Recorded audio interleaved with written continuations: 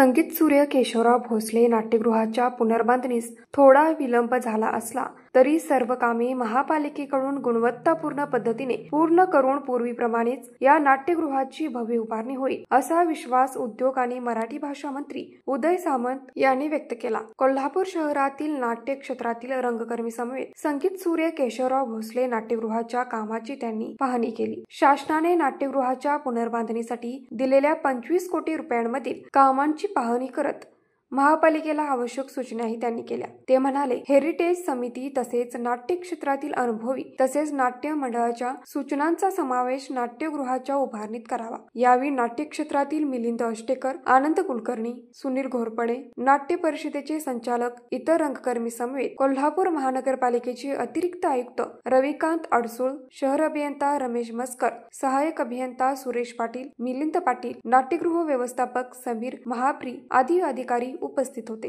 News Marathi 24 साठी निरंजन पाटील, कोल्हापूर।